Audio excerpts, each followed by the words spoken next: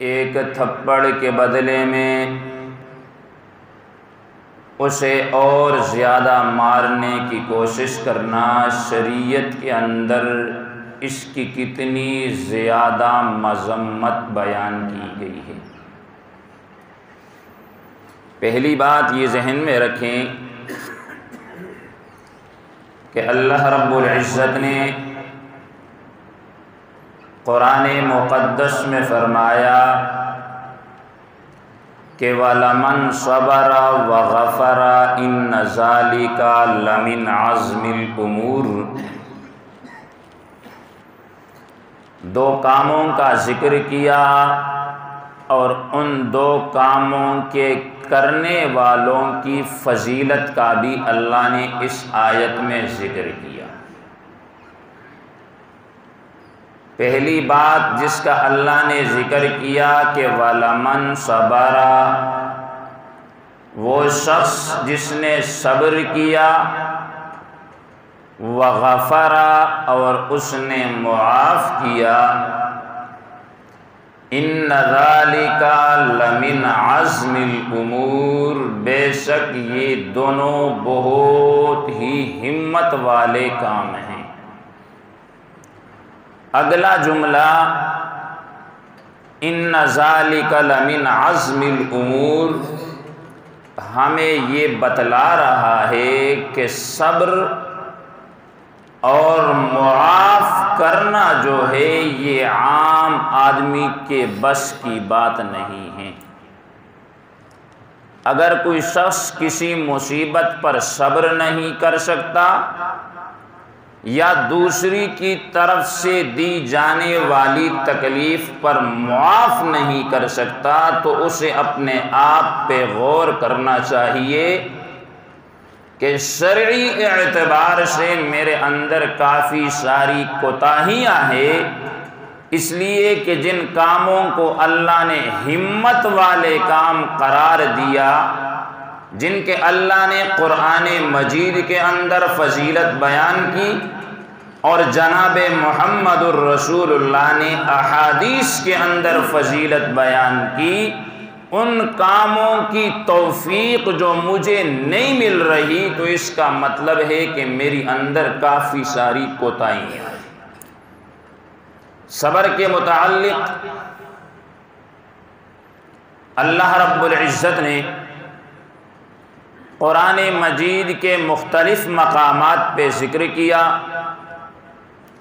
ایک مقام پہ اللہ رب العزت نے فرمایا کہ یا ایھا الذین آمنوا صابروا ورابطوا واتقوا اللہ لعلکم تفلحون۔ اس آیت کے اندر بھی اللہ نے اہل صبر کا ذکر کیا، بے شک کہ وہ لوگ جو ایمان لائے اور ساتھ فرمایا کہ صابرو، وہ صبر کرنے والے ہیں۔ یا اللہ ایمان بھی لے آئے، صبر بھی کر لیا، اس کا نتیجہ کیا ملے گا؟ تو اللہ نے فرمایا تفلحون، اس قسم کے ایماندار لوگ ہمیشہ کامیاب ہو جاتے ہیں کہ جنہوں نے ایمان لانے کے ساتھ ساتھ صبر کرنا بھی سیکھا۔ آج آپ دیکھیں ہمارے معاشرے کے اندر جو لڑائیاں، جھگڑے، قتل و غارت گری، یہ سب کچھ ہو رہا ہے، اس کے پیچھے جو سب سے بڑی وجہ ہے وہ عدم برداشت ہے۔ عدم برداشت، کوئی اگر کسی کے پاس سے گزرا اور اس کا کوئی ارادہ نہیں، غیر ارادے طور پر اس کی کونی اس کے ساتھ لگ گئی تو وہ گریبان سے پکڑ لے گا۔ کسی نے اگر کسی کی طرف یوں دیکھا، وہ بھاگتا بھاگتا آ جائے گا، تم میری طرف کیوں دیکھ رہا ہے؟ یعنی عدم برداشت دوسرا نام اس کا یوں سمجھیں کہ صبر کا مادہ جو ہے وہ ہمارے معاشرے کے اندر ختم ہو چکا ہے، اور اس مادے کی عدم موجودگی نے صبر کے ختم ہو جانے نے ہمیں اس دہانے پہ لا کے کھڑا کر دیا، جیسے کہا جاتا ہے کہ گرتی ہوئی دیوار کو ایک ہی دھکے کی ضرورت ہوتی ہے، ہمیں بھی اس نے جہنم کے اس دہانے پہ لا کے کھڑا کر دیا کہ صرف ایک دھکے کی ضرورت ہے اور پھر دھڑام کے ساتھ جہنم کے اندر۔ یعنی اتنی بے صبری ہمارے معاشرے کے اندر پھیل چکی۔ اب آپ کے ذہن میں آئے گا کہ پتہ نہیں قاری صاحب کیا کہہ رہے ہیں کہ جہنم کے اندر بے صبری کی وجہ سے۔ قرآن مجید کے اندر اللہ رب العزت نے کیا فرمایا؟ من قتل مؤمنا متعمدا فجزاؤہ جہنم، من قتل مؤمنا متعمدا فجزاؤہ جہنم، کہ جس نے جان بوجھ کر مسلمان کو قتل کیا تو اس کا بدلہ جو ہے وہ جہنم ہے، اور خالدین فیہا، وہ ہمیشہ ہمیشہ اس جہنم کے اندر رہے۔ آپ کے ملک کے اندر صرف بے صبری کی وجہ سے کتنے لوگ روزانہ قتل ہو رہے ہیں۔ کل یا پرسوں کی خبر ہے، سرائے عالمگیر کے اندر ایک چچا اور 3 بھتیجوں کو ان کے اپنے رشتہ داروں نے قتل کر دیا ہے۔ اب انہوں نے قتل کر دیا ہے، لیکن آپ اگر اس قتل کے پیچھے منصوبہ بندی کی طرف جائیں گے تو ایک معمولی سی لڑائی ہوگی۔ کیا ہوگی؟ ایک معمولی سی لڑائی ہوگی، اور وہ لڑائی چلتی چلتی چلتی خاندان کے خاندانوں کو اجاڑ دیتی ہے۔ اس لیے اللہ رب العزت نے حکم دیا کہ ان اللہ مع الصابرین، کہ میرے بندوں کو یہ یاد رکھنا چاہیے کہ اگر کوئی تمہیں گالی دے، کوئی تمہیں برا بھلا کہے، کوئی تمہیں تھپڑ مارے، تو جواب میں اگر تم نے صبر کر لیا تو میں اللہ یہ اعلان کر رہا ہوں کہ ان اللہ مع الصابرین، کہ بے شک صبر کرنے والوں کے ساتھ میں اللہ خود کھڑا ہو جائے۔ اور کیا چاہیے؟ 2 فریقوں کے درمیان اگر لڑائی ہو جائے، دنیا داری کی بات کرتا ہوں، ایک فریق کی طرف ایم پی اے آ گیا، ایم پی اے نے کہا کہ بھائی کوئی بات نہیں، تھانہ کچہری عدالتیں ساری اپنی ہیں، تمہیں ٹینشن لینے کی ضرورت نہیں۔ وہ خوش ہوتا ہے کہ نہیں ہوتا؟ وہ جی 9.5 ایم پی اے کھڑوتا ہے، تو 9.5 ایم پی اے کوئی ایسی فلانے وزیر دی سیکٹری دی ایک کال کرا دیں گے تو جج فیصلہ ہی 6.5 کر سکتا۔ اب دنیا کے اسباب کو سامنے رکھ کے وہ کتنی خوشی کا اظہار کرتا ہے، لیکن رب ذوالجلال نے کیا اعلان کیا کہ اگر تمہیں کس نے گالی دی تم نے صبر کیا، کسی نے تھپڑ مارا تم نے صبر کیا، کسی نے برا بھلا کہا تم نے صبر کیا، کسی نے تمہارا حق لیا تم نے صبر کیا، کسی نے تم پہ ظلم کیا تم نے صبر کیا، تو اس صبر کے نتیجے میں تمہیں پریشان ہونے کی ضرورت نہیں ہے۔ تمہیں کسی جج، کسی وزیر، مشیر، ان کی سیکٹری اور منشیوں کے پاس جانے کی ضرورت نہیں ہے۔ تمہیں کسی کونسلر، ایم این اے، ایم پی اے کے پاس جانے کی ضرورت نہیں ہے۔ جب تم نے صبر کیا تو پھر تمہیں یاد رکھنا چاہیے کہ میں اللہ خود تمہارے ساتھ کھڑا ہوں۔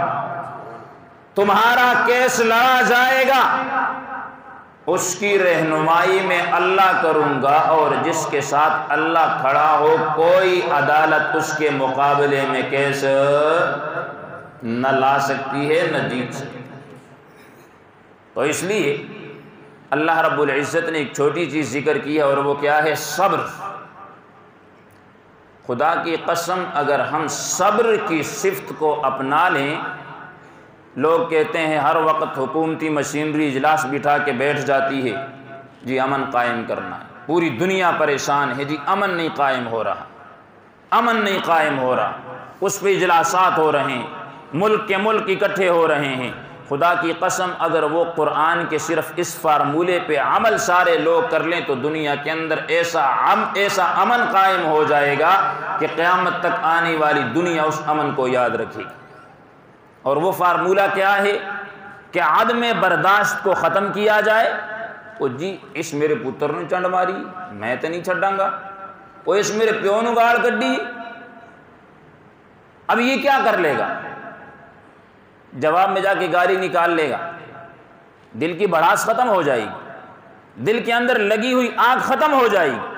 کسی نے آپ کو ایک تھپڑ مارا, اب دو چیزیں ہیں, توجہ, آپ کو تھپڑ مارا, دو چیزیں ہیں. پہلی چیز کیا ہے کہ جواب میں آپ اس کو تھپڑ مارتے, آپ کے اندر غصہ جو ہے نا وہ بالکل آگ کی طرح ابل رہا ہے, آپ کے دل کو جلا رہا ہے. اب آپ کیا کرتے ہیں؟ ایک طریقہ تو یہ ہے کہ جواب میں تھپڑ مارتے ہیں, آپ کو غصہ ٹھنڈا ہو جاتا ہے. کسی نے آپ کو گالی دی, آپ جواب میں گالی دیتے ہیں, آپ کا غصہ ٹھنڈا ہو گیا, معاملہ یہیں پہ رفع دفع ہو گیا, جو نظام تھا وہ ختم ہو گیا. لیکن ایک صورت یہ بھی ہے, اس نے آپ کو تھپڑ مارا, آپ نے جواب میں اسے تھپڑ مارا, پھر وہ بدلہ لینے کی کوشش کرے گا. یہ سلسلہ چلتا چلتا خاندانوں کے خاندان اجاڑ دے گا. لیکن اللہ نے یہاں پہ ضابطہ ہی بدل دیا. اس لیے تو صبر کی تلقین کی. جناب محمد الرسول اللہ نے فرمایا, اگر تمہیں کسی نے گالی دی, تمہارے سینے کے اندر غصے کی آگ بھڑک اٹھی, تمہارے دل کو جلانا اس نے شروع کر دیا, لیکن تم نے اللہ کی رضا کے لیے اسے معاف کر دیا, اس سے بدلہ نہ لیا, تو تمہیں یاد رکھنا چاہیے کہ اللہ صرف تمہارے سینے کی آگ کو نہیں بلکہ تم پر جہنم کی آگ کو بھی حرام کر دے گا. کہ صبر کے بدلے میں صرف تمہارے سینے کی آگ ٹھنڈی نہیں ہوگی بلکہ جہنم کی آگ کو بھی اللہ تم پر کیا کر دے گا؟ حرام کر دے گا. تو اس لیے میرے محترم, صبر کی شریعت کے اندر بڑی فضیلت رکھی گئی. جیسے میں نے آیت تلاوت کی کہ وَلَمَنْ صَبَرَ, اس آیت کا پہلا لفظ صبر تھا, تو میں نے چاہا کہ اس کے متعلق مختصر بات کروں.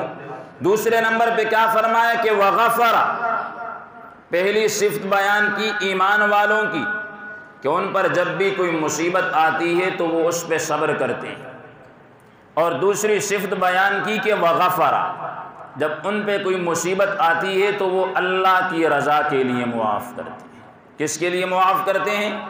اللہ کی رضا کے لیے معاف کرتے ہیں. وہ یہ نہیں جی فلانے بس جی تسی آگے تو ہن تہاڈا منہ تے رکھنا ہی کون آئے گا. یہی مسئلہ ہے نا, کوئی کسی کا راضی نامہ کروا دے تو کیا کہتے ہیں, تو جی ہن فلانے صاحب آگے انہوں نے منہ تے رکھنا ہی کون ہے. اب یہ تو اللہ کی رضا کی بات نہ ہو. جو اللہ کی رضا کے لیے معاف کرتے ہیں وہ پھر کسی جرگے اور پنچایت کا انتظار نہیں کرتے. جو اللہ کی رضا کے لیے عاجزی اختیار کرتے ہیں وہ پھر اس بات کا انتظار نہیں کرتے کہ کوئی آ کے مجھ سے معافی مانگے. جو اللہ کی رضا کے لیے معاف کرتے ہیں وہ اس